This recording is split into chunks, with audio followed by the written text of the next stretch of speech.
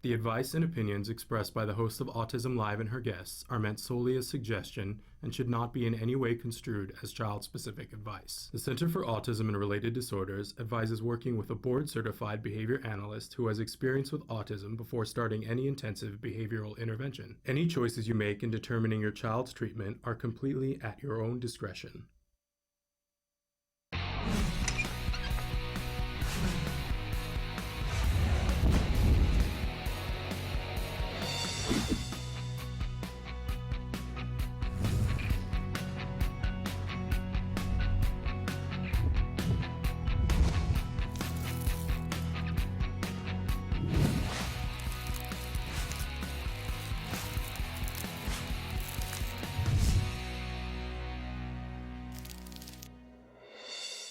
Good morning and welcome to Autism Live. I'm Shannon Penrod, and this morning at the start of the show, there is something that we would like to share with our audience. While we're talking about this, I'm going to ask Traven to please put on the screen all the different ways that you can connect with us here so that if you would like to make a comment on this or any of our other videos, you will know where to find us. A lot of times we start the show with something that we call the jargon of the day, and today we have some jargon that I haven't found the need to cover before on the show, but yesterday and the last few days, Autism Live has been hit by trolls and bullies, and I know that a lot of people in the autism community have had the same thing happening on their social media sites.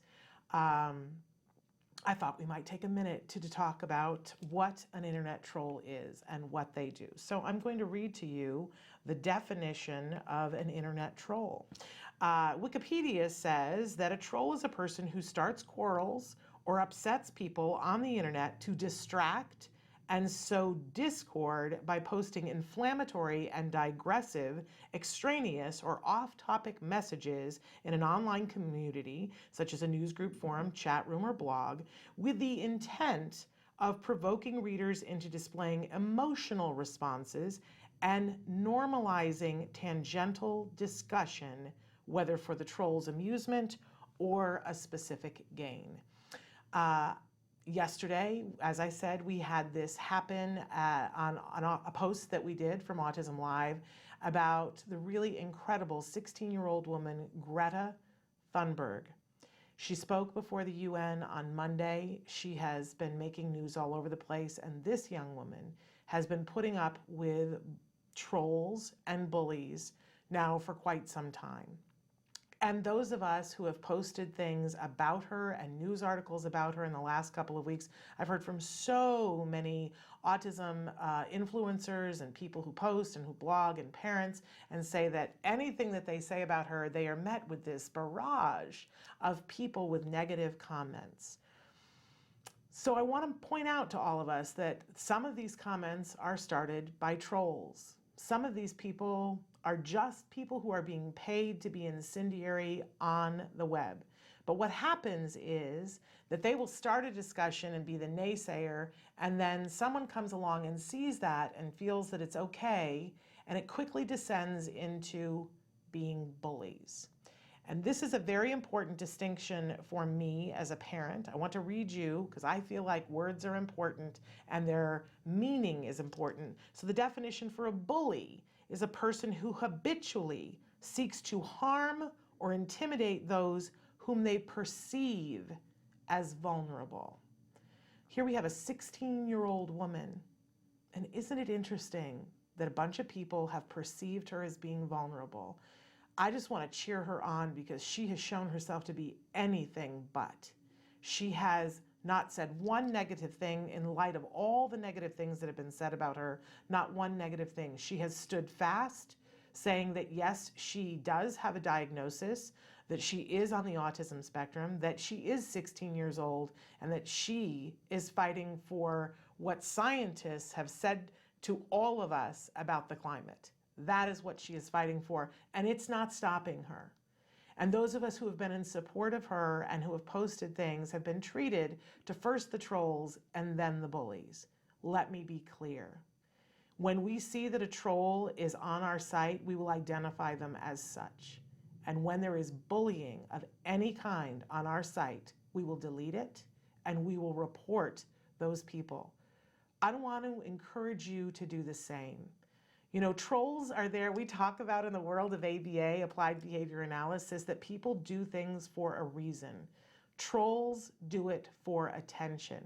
If you see someone who's writing something that's incendiary, just take a second, look and see if it's a real person, and ask yourself, what is this person looking for in posting this? Because a lot of times it's attention.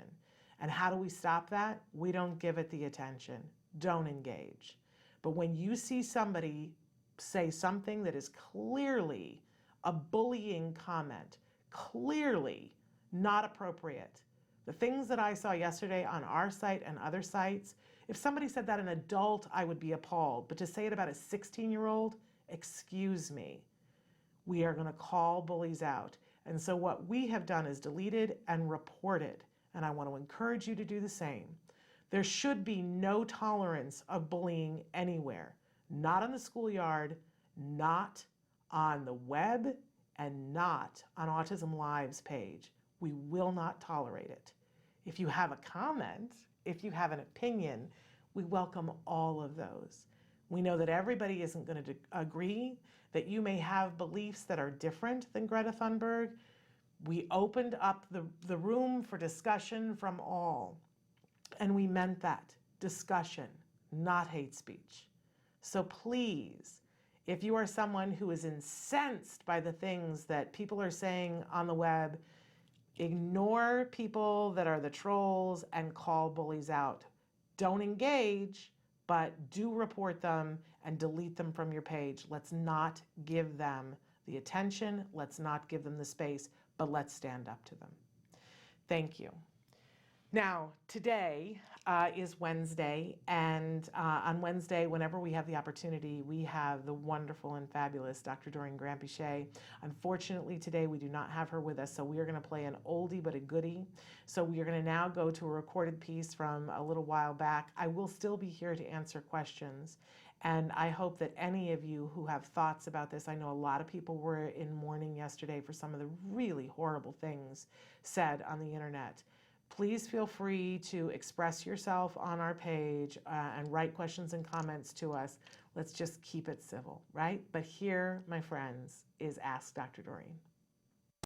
Dr. Doreen Granpeesheh is the Dr. Doreen is an expert in autism. Doreen Granpeesheh. Dr. Granpeesheh. Dr. Doreen Granpeesheh. Dr. Doreen Granpeesheh is a visionary in the field of autism. Now you can ask her questions on Ask Dr. Doreen. The first one for Dr. Doreen. My son is 5 years old. He constantly sings echolalia songs through his day. He will do this for automatic reinforcement, but the majority of the time it is to avoid a man. I love how specific you guys are getting and how much jargon you're using. It makes me very excited. The parent goes on to say, this is disrupting education and therapy to the point where the teachers are unable to access the kindergarten curriculum and the therapists are unable to get anywhere with him. Should I remove all electronics and instruments from his environment? iPad, TV, computer, keyboards, instruments. I love that my son loves music so much, but it is now becoming a distraction and I don't know what to do. He's amazing at playing by ear on the piano, and while I want to encourage his love of music, it is getting in the way. Help, what do I do? Now, also on the Facebook, we had a question that came in also about echolalia. Here's the question for Dr. Doreen. My son is 9 and has ASD. He does what we call video talk, and he does this constantly all day. It's delayed echolalia by definition, but he uses it both functionally and randomly. How do we get him to use his words and not video? So kind of related, but and I wanted to bring them both up because different circumstances, a 5-year-old and a 9-year-old, one who's doing songs, one who's doing, as they call it, delayed echolalia by definition. So what can we do to help these families, Dr. Granpeesheh? So it's actually, although they both, and this is a great example because the topography of the behavior, so how the behavior looks, is the same in both cases. It's some form of repeating of something that we hear, so echolalia of some form. But they're actually quite different, and how you deal with the two situations is quite different as well. Great. Because the second parent, the one that you read from Facebook, echolalia, in that case, the parent is telling us that it's basically, and that's the common type of echolalia you see, where a child will hear something on TV and then they'll be so intrigued by it, I guess, or it just makes sense to them somehow, so they keep repeating it, and sometimes it's in context and sometimes it's not. So the fact that sometimes it's in context, so like for instance, let's say, I don't know, some of our kids will repeat something that's like an interesting saying, you know, you got two birds with one stone, or something like that, right? And it's because they heard it, and at that time it was interesting. Or it could be anything. It could be a statement out of a Disney film. A lot of our kids would just repeat lines. And the fascinating thing is that it just makes sense sometimes. When they say it, it's the perfect place to put it, you know? So that is a sign that the child's trying very hard to communicate. Okay. So generally, I wouldn't want to treat it as just any other type of meaningless echolalia. I would probably stop the child and try to tell the child how are some other ways we can say that, or, you know, repeat it in different ways and so on. Or alternatively, if it gets to the point where it's very, very time consuming and the child is doing it all the time, and it's becoming very, let's say, repetitive and extremely, you know, taking up a large part of the child's time of the day or life and so on, then I would really try to immediately replace it with some other type of behavior, or direct the child to some appropriate conversation. Many years ago, when we were a little bit less advanced in ABA, let's say, you know, 30 years ago, one of the things we would do was just have the child do some other type of verbal activity that wouldn't allow that's, you know, so what you're doing is having the child do a behavior that's incompatible with echolalia. And the only thing that would be is actually stuff like singing, saying the alphabet, something else, or forcing the child into some sort of appropriate social dialogue. So, you know, echolalia, pure echolalia, is sort of still classified under the heading of stereotypical repetitive behaviors or self-stimulatory behaviors. And we don't know a whole lot about them, so, you know, so the way that they're dealt with is just essentially try to block, try to redirect, try to replace the behavior. In my mind, there's many different types of self-stimulatory behavior, and you can classify them. Sometimes kids do them just because they're trying to communicate, like this. Sometimes they do them because they're anxious, so they will line up objects or do types of repetitive things that make them feel more in control. Sometimes kids do them because they're in pain. I mean, echolalia has its own purpose, or any kind of self-stimulatory behavior has its own purpose. Now, in the first case, the interesting thing was that mom said, I think there was a statement, I assume it's mom, but mom or dad, parent said, the child does this now to avoid something else. Mands. Yeah, to avoid manding. And manding means making requests. So mands are, you know, I want juice, or I want to go out, or those types of things. And they could be full sentence, or they could be just one word. They could be visual. It doesn't matter. Manding means basically requesting things. And it could be spontaneous or not spontaneous. That means you could request something if it's right in front of you only, or it could be spontaneous where you request it even if it's not present visually, and so you recall it. I want, you know, to go to Disneyland later, whatever. So, but if the child is specifically repeating songs or singing songs in order to avoid something else, then what did we just say? We just said the function is avoidance. So mom clarified that for us. And if the echolalia has a function that is clear, then really it automatically splits off from all different other types of self-stimulatory behavior, right? Because with self-stimulatory behavior, we're not very clear on them, and scientifically, from a science research perspective, all self-stimulatory behavior is called automatically reinforced behavior. In other words, just by doing the behavior, there's a reinforcement built in. Right. Okay, which that's a whole different discussion for me. I mean, it's true though in the sense that, let's say, if you are anxious and you do a compulsive type of behavior like lining things up, it is reducing the anxiety. So it's internally automatically reinforcing just doing the behavior. Yeah. But if you're doing the behavior in order to avoid another thing, then the function is avoidance. Okay. And then you drop back to your knowledge of basic ABA, which is when a function of a behavior is avoidance, the treatment is do not allow the child to avoid the thing that they're trying to avoid, and rather give the child some other way of telling you that they'd like to avoid this. Okay. So in this case, that means that you would not allow, so even if the child is singing and so on, then you would, and they're not requesting because they are singing, then yeah, you probably want to reduce all the technology or other things iPad that are and the computer leading to that, and or even you might even want to withdraw them whenever the child starts singing, so Yeah. it becomes somewhat of a punitive type thing where, hey, response cost essentially. If you start singing when you're not supposed to, I'm going to remove these objects. Yeah. And then you might also want to make it easier for the child to mand, so that it's a very fluent and easy response that would take the place of singing. So that means like you could visually prompt a mand, or you could actually even vocally have the child imitate a request. Okay. And that way they won't drop down to doing something else in order to avoid it. Now that was kind of a complicated, long response, I apologize, but the two things, Yes, even though it's they're two both questions. echolalia or some form of self-stimulatory, they actually sounded pretty different. Absolutely. I think it's absolutely fascinating. And so what I want to get back to, though, is the mom's emotion in the first question about she loves the fact that he Right. loves music so Yeah, much. yeah. But even if she takes away things for a period of time, it's not forever, right? No, and you can also limit it to certain times of the day. Okay. So you could say, just like anything else, like our kids, we don't necessarily allow them to have access to computers all day long, but we will definitely want our kids to have access, or like a TV show, all of our kids will say, yes, you can watch TV from 6 to 7 tonight. That's it. Every night you can have TV from 6 to 7.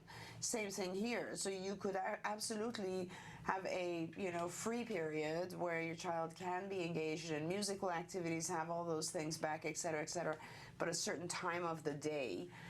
You can also make it contingent upon certain behaviors. So like if you don't, if you do really well on your mans, then you can have your musical stuff for an hour today. So you can do all kinds of stuff. You don't have to eliminate music or this technology from the entire day. I'm just guessing, too, that when they want that technology, we would make them manned for it appropriately without singing, correct? Definitely. And in all cases, you'd want to be making sure that the child is manning appropriately. Yeah. Okay, really interesting. We are going to take a break, and then we're going to come back with more of your questions after these messages. Stick with us.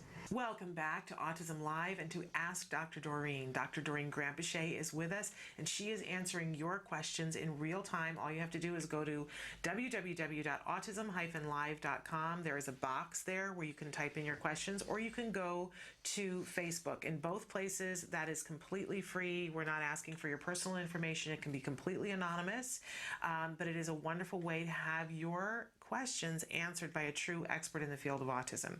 So, Dr. Grandpichet, we had a question that just came in on the live feature. Dear Shannon and Dr. Doreen, I'd like to know how I can help my child age 6, currently mainstream with a shadow, does disruptive self-talk, singing, repeating random words in class. However, most of the time it's quiet and sitting nicely. It is that maybe we are not reinforcing enough the good behavior, or what best technique can we use to avoid it? Frequency variation, I think is what you're trying to say. There are frequency varies, excuse me. There are good days and bad days. She is high functioning. So, it seems to be that morning for the noises that kids are making one way or the other. We're getting a lot of questions about that. Well, this is a pretty straightforward one, and all you would really, because what you're wanting your child to do instead is just to be quiet because they're in the classroom. So you just build that behavior. Okay. It's automatically incompatible with the singing or making noises. So you shape that up. So you start with how long of a period is she actually able to stay quiet, sit calmly and quietly. And that's your baseline, and then you will increase it every, let's say, 5 seconds and reward that, 10 seconds, reward that, and gradually increase it so it gets to whatever period of time that you want the child to be sitting quietly. And, if they fail, and the instruction is just sit quietly and listen. And I would increase the things or the contextual cues. So, like, for instance, or I should say the contextual distractions. So initially you might be practicing just sitting quietly in a room, and let's say the child's okay for 3 minutes, and that's your baseline. And then you start increasing that baseline 3-5 minutes, and I don't think that you want to really increase it past 10 minutes. I think if your child needs accommodations at school, you can also request that so that they actually allow the kids to get up and do something after every 10 minutes. But having said that, if your child gradually shapes up and is able to be calm and quiet for 10 minutes, that doesn't necessarily mean that they will also be able to sit calm and quiet in school, in a classroom. So you do want to start to gradually increase the contextual distractions that are in a classroom. So for instance, you might want to have classroom sounds tape recorded and just play them in the background while you're practicing sitting calmly with your child.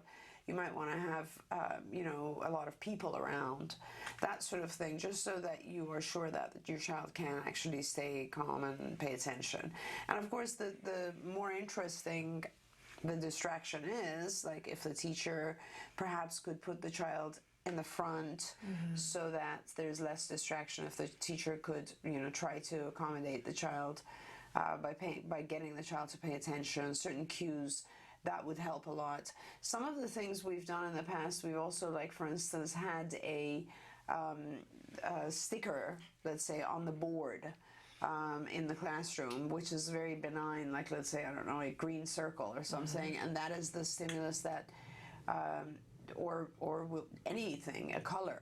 And we'll say to the child, every time you see green, it's a reminder to pay attention to the teacher. And those types of things work very, very well with our kids. There's even watches that are on the watch minder, they're large ones, and they say you can program them to every 10 minutes, 15 minutes, whatever, and it'll literally write on the watch. It's digital, and it'll just say, look at teacher or pay attention, that sort of thing. So there's a lot of different environmental cues, like the watch or colors or objects in the environment, that you can teach the child would be cues to pay attention. Fascinating, because we are all tied to our smartphones now that have alarms that remind us to do this, that, or the other thing. Right. And why not have that for our kids? Right. I didn't realize there were watches that did that. And they've been around for ages. Wow. Yeah. Exciting. Okay, we've had another question that came in just now. Someone saying, my 16-year-old child is having a very difficult time with change. Her babysitter that she has had since she was a baby is moving about an hour away from our home. This sitter is also a close family member. Help, all in caps, with 2 exclamation points. She can't communicate her feelings to us. How old? 16.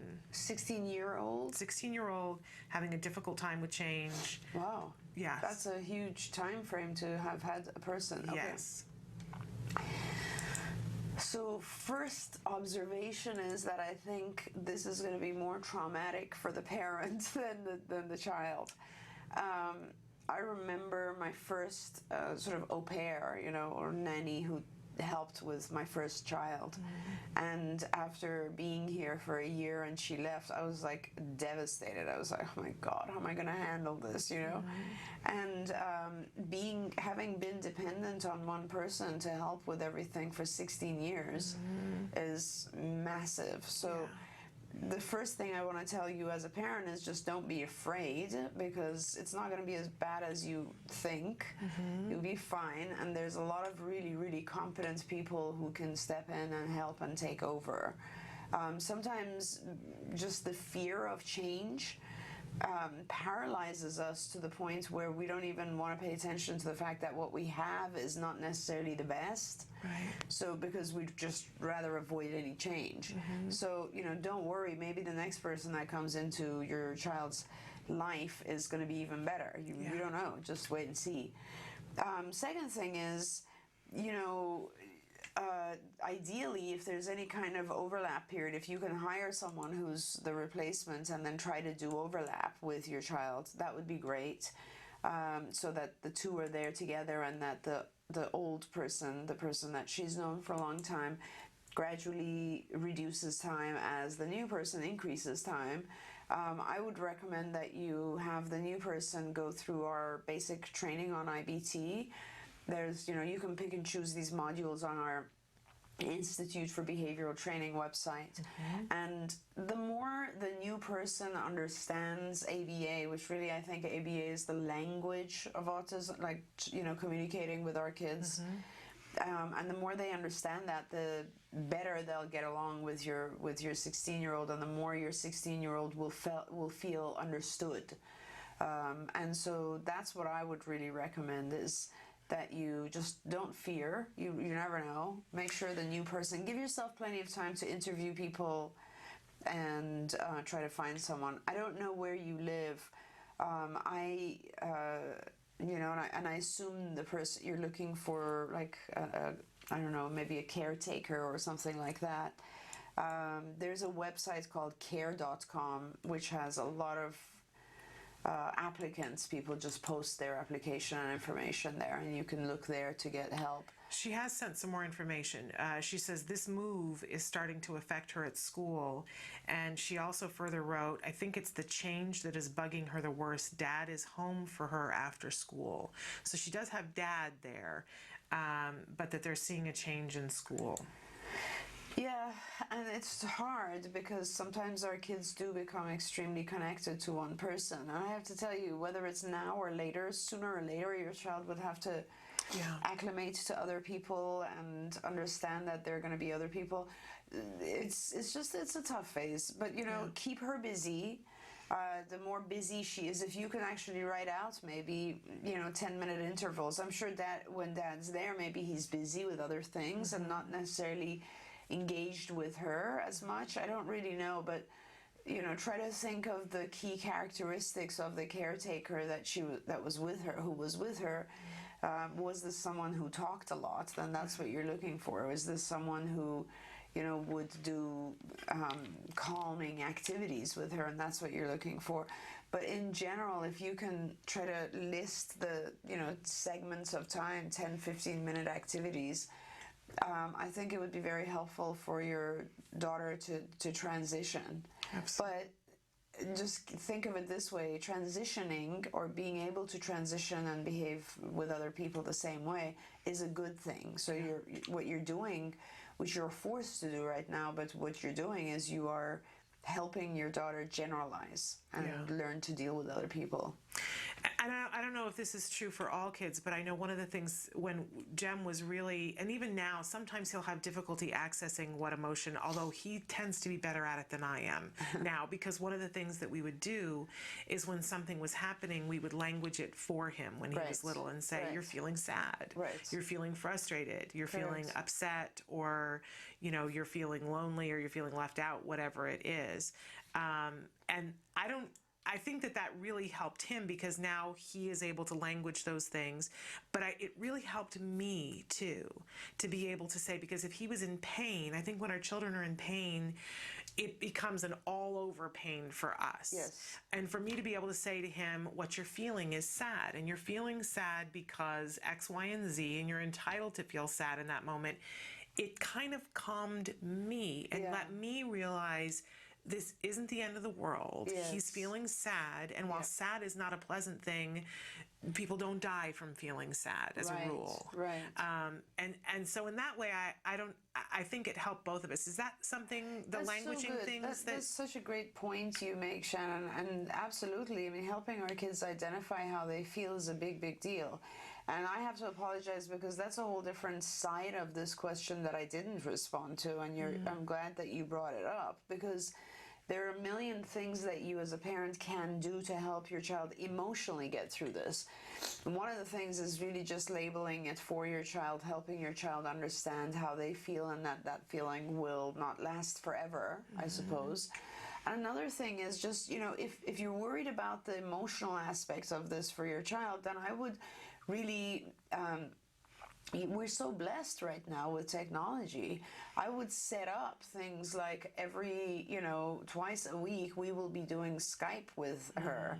And this is how you'll see her and talk to her. And you might want to initially start doing that even right now and do it every day, and then gradually reduce it and alternate, the times, so that your child doesn't feel very deprived.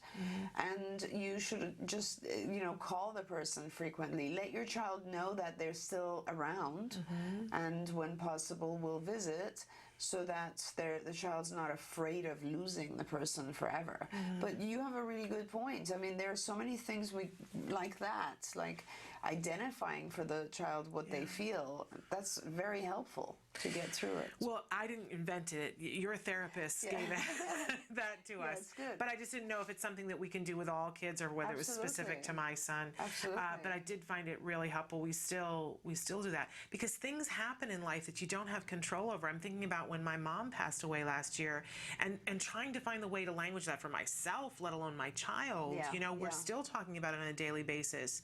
And of course, with our kids, I think a lot of times we have an expectation, it's going to come out in this way. Right. It never does. Right. It comes out in some weird, bizarre way that, and then we're able to think, okay, that's a reaction to this. That's true. That you would think if she was coming home and spending the time at home with this person, that's the moment that you would see the reaction, but instead she's having difficulty at school. And it's often that anything that causes change just puts us in turmoil for a while, you know? And so the opposite of change being sort of stability or routine, those types of things will help. So if you have other routines that you can establish, every day at 5 o'clock we're going to go do this, whatever it is. Any type of routine, or like putting on a schedule that every Wednesday you're going to do Skype with this person. Those things will tend to make your child feel more safe. Yeah, they're coping mechanisms. They're things we would do for ourselves. Exactly, right. And so great to give them a set of coping skills as well. Right. Wonderful advice. We wish you the best of luck with that, and please let us know how that goes. We're going to take another short break, and when we come back, we'll continue to answer the questions that you guys have been writing in, and having Dr. Grandpichet give you her thoughts.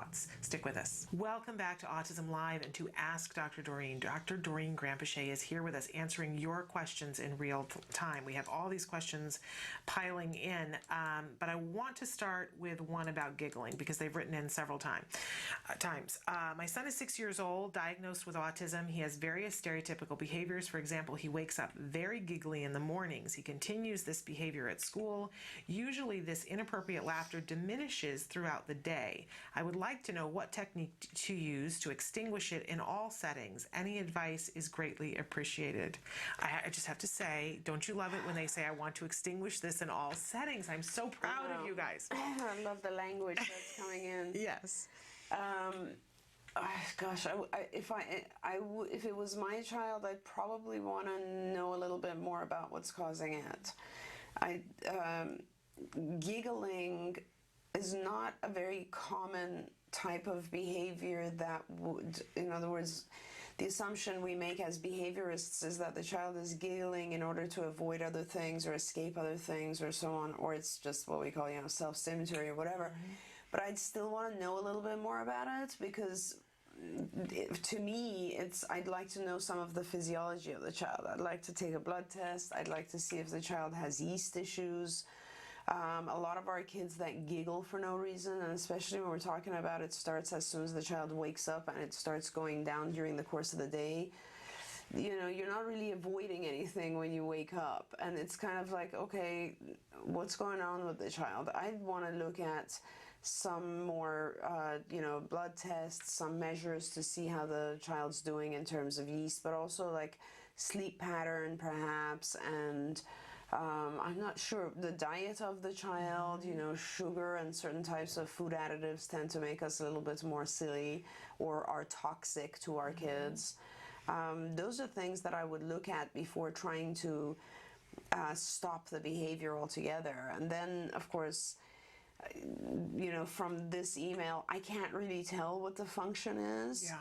I would have to identify what the function of the behavior is. So if the parent wants to write in a little bit more detail about what you think is the function or the reason the child's doing it. And if you can't find a function, if you can't tell why the child's doing it, especially because they're doing it in multiple settings, then I would really suggest that you start talking first to a medical doctor and make sure that everything is good with the child's blood work and so on.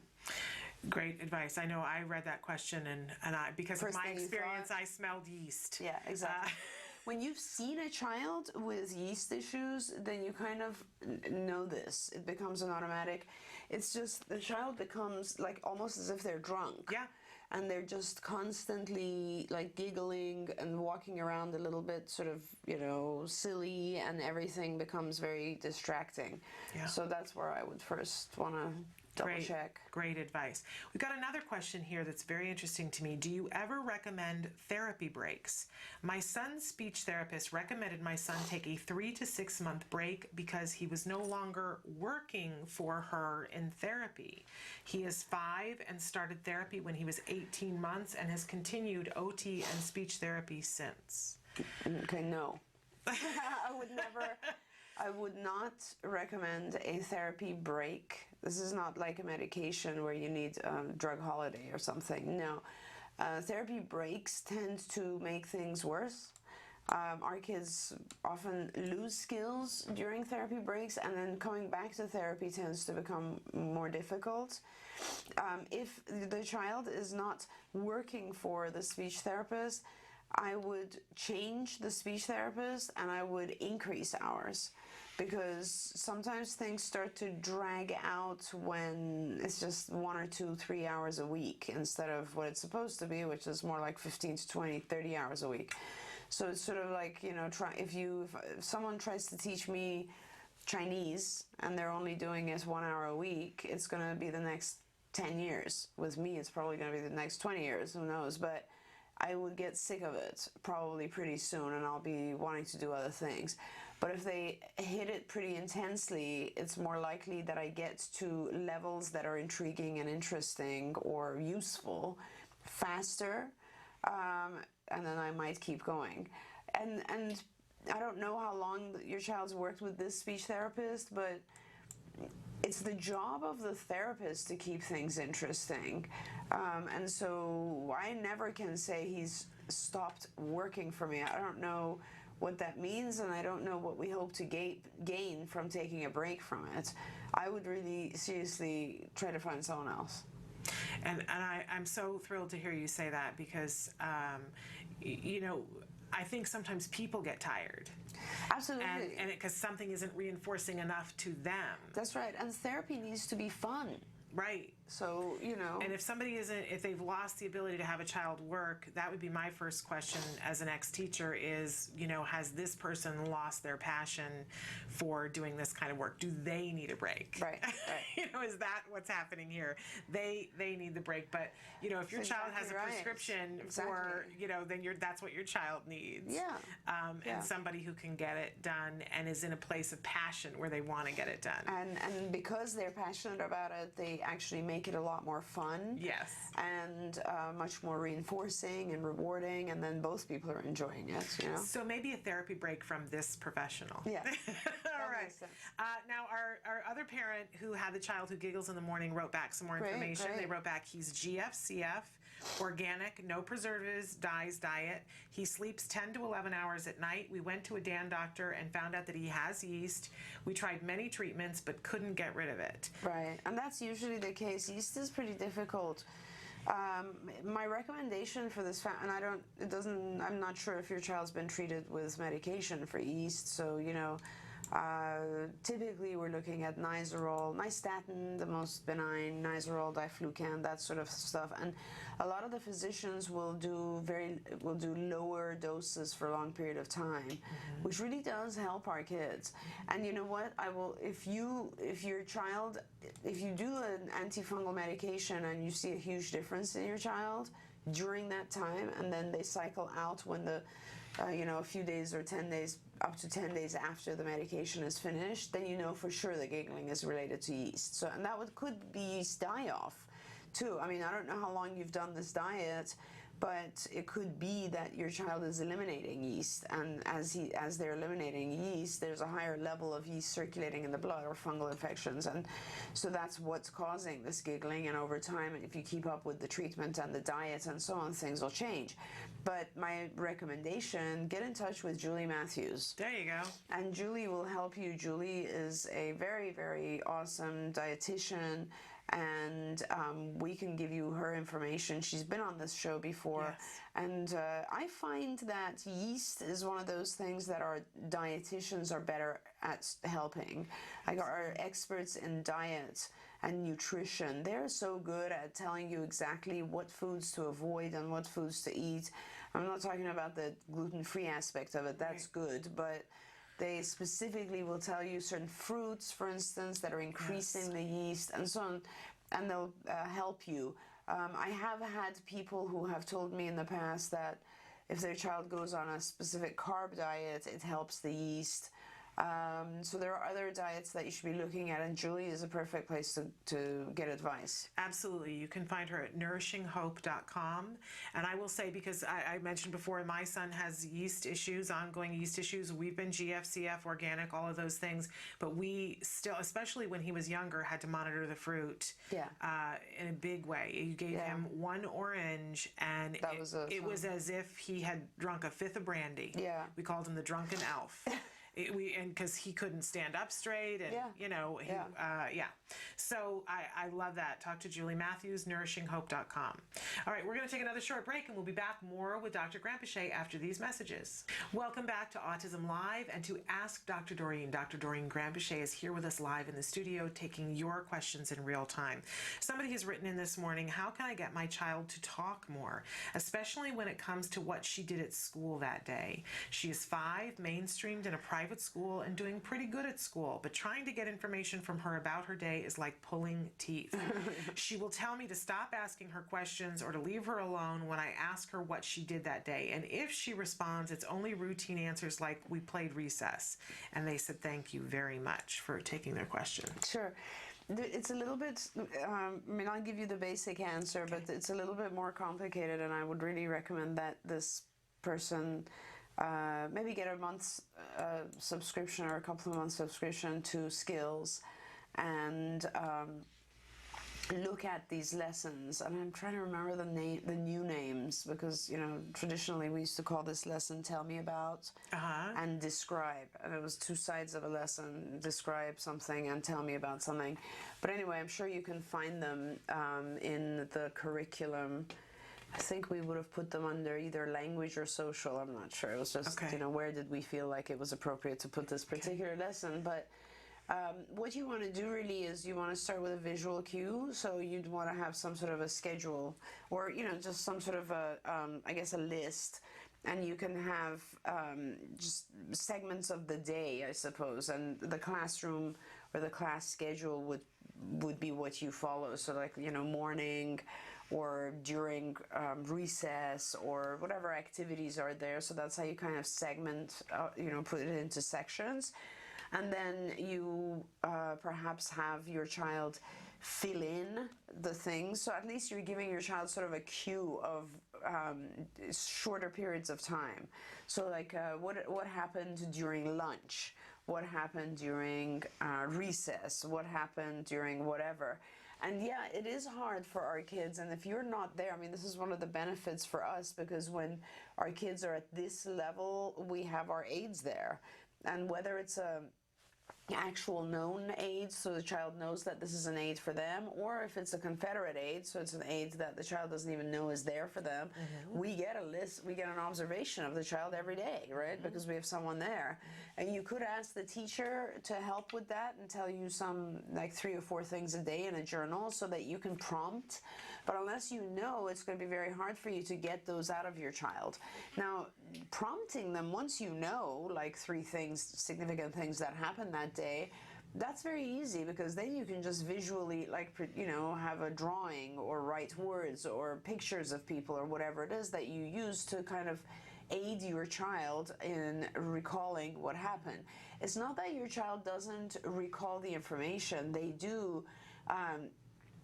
They might not have it in the correct order in their head. They might expect you to know it because they're having theory of mind problems. So this is one of the issues we find with our kids, is they have a hard time understanding why you're even asking that, because from their perspective you should know what they've been doing all day. Right. Perspective taking, that's the problem. So it's easy enough to prompt the responses, and that's, as I said in our Tell Me About or Describe program. But and as you know, these other programs that I mentioned, like Describe, starts a little bit more basic, so you want to make sure your child actually has the vocabulary to describe this sort of thing, you know, so a lot of attributes and verbs and nouns and so on, so the child is not avoiding language just because it's hard for them to pick the right words. But at the same time, once you're at that phase, the next phase of your child being, once your child is able to say 3 or 4 things, the next thing becomes saliency, which is another lesson in our executive function curriculum. Saliency is now for the child to identify what's actually the important thing that happened. Like, when you come home, you're not going to tell your parent, I went to the bathroom and washed my hands. It's something you did, but it's not important enough to tell. And the saliency lesson in skills is where your child learns to actually identify what are the unique things that happened that day versus the routine things. And so that's a whole different level of lessons, which is just too long to go into here. So I don't know really where your child is. If it's just getting them to recall, I would first get them to recall events using visual prompts. Then after that, I would work on saliency and what are the more important things or the unique things that happened. But I love the idea of asking the school to let you know a couple of things to prime that prompt. I've totally forgotten that we did that for a while, and it's very successful. You need that, otherwise there's, I mean, how are you going to know? Yeah, because you don't know what to ask, and you don't always understand what's being told back to you unless you have a context for it in the beginning. So very helpful.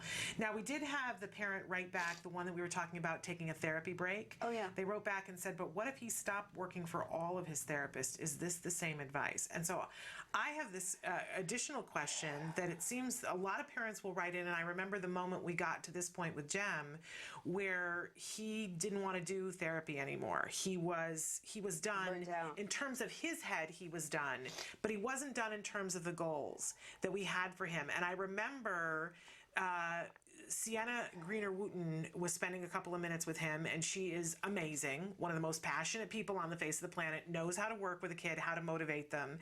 And he said, I don't want to do this. And Sienna said, okay, I get that. I hear that. But here are the 3 things that you have to show to us that you know how to do. And once you do that, then you don't have to do this anymore. Right. And then he went, oh, okay. And then he did it. Right. And if you think about it, exactly what Sienna was doing was she was identifying, Jem's telling you, I don't want to do this. That means I would like to avoid this or escape from this altogether. Okay. And Sienna's doing what a behavior should do, which is saying, no problem. That's the function. That's what you want. But in order to get that, these 3 things have to happen. Yeah. So this is what I really want from you, and then you can avoid seeing me. Yeah. You know? Right. And in this case, when I hear that a bunch of therapists, then I would just say the program is not rewarding. So either the complexity of the program, or you just need to get to a level where it's a little bit more fun. You know, the number one thing, if you don't have adequate reinforcers in a program, then it doesn't work. Pack it up and go home. Reinforcement. So evaluate your child's program altogether and make sure that the therapists are extremely rewarding. Yeah. And if your child's at the point, like Jem, for instance, and they understand that there's X, Y, and Z left, and if they do these things, then they can avoid therapy, then use that as a reinforcer. Otherwise, just increase reinforcers. Make it a little bit more fun and make it functional. Our kids tend to, everybody, you get bored if you keep memorizing stuff that's useless. Yeah. So make sure that it becomes useful. When your child learns something from therapy, make sure they benefit from it in some additional way, and that's long-term reinforcement rather than just short-term reinforcers right now. So it's something having to do with the program. It's taking a break will not solve the problem. Okay. We have time for one more short question. Is Rett's syndrome a related disorder to autism? Yeah, well, it used to be. It's not anymore classified. It is only in that the behaviors that are exhibited, so the topography looks similar. Rett's used to be classified under the pervasive developmental disorders in autism in Diagnostic Manual 4R. 4 and 4R and 3 and for what long time. It has now been separated because there is a very clear genetic component to it. So it's been pulled out. Rett's is easier to diagnose simply because there's biological testing where you can diagnose Rett's. Having said that, it's a little bit more, I guess our kids tend to have more severe symptoms if they actually are diagnosed with Rett's. However, they still also do benefit from ABA, from therapy. I do have a lot of children who have Rett's, and they will exhibit similar behaviors. They will do very well with ABA. So now it's no longer classified as one of the ASDs. Okay, I think a lot of times as parents we get caught up in the label of, well, if it's this, does it mean this, and is it related to? But what I just heard you say is that the answer in all these cases is to get good quality ABA therapy. It is, but I mean, it is also in that sense, knowing that your child has Rett's is important because it is a genetic issue, and there are certain other treatments that you're going to want to keep an eye on. Okay. With anything else, it's sort of like, if you know your child has certain behaviors, but you also know that they have seizure disorder, or so it's important to know the medical, obviously, and to keep an eye on it, and then make sure that you're like, for instance, there's research going on right now at UCLA for kids with Rett's, and you'd want to be part of those types of things because they're groundbreaking, and if they should find something that's going to be helpful, you want to know that. But at the same time, the real answer is just, seeing if this technique works to teach your child.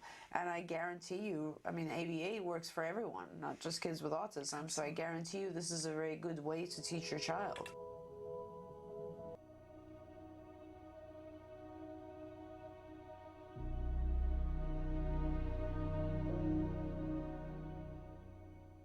Hello, activists. Let's talk about step 7. Recognize your gifts and abilities. Whatever gifts and abilities you had before autism entered your life, you have them now.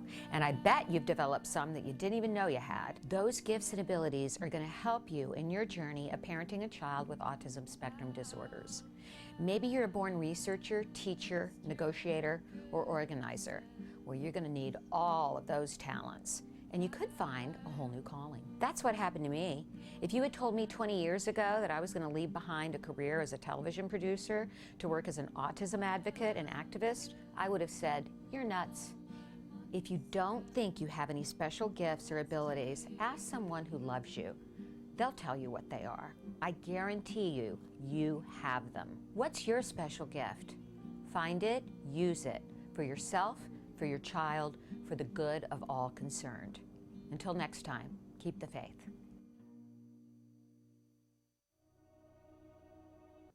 Welcome back.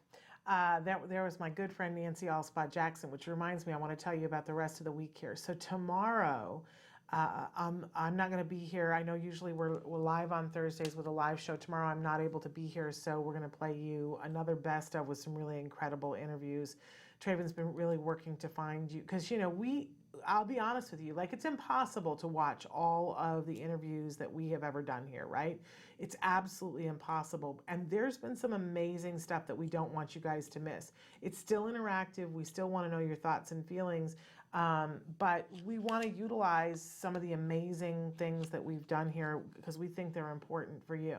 So that's tomorrow. Then on Friday, Nancy Alspaugh Jackson is here with me, and our very special guest for Let's Talk Autism with Shannon and Nancy is Erin Murphy.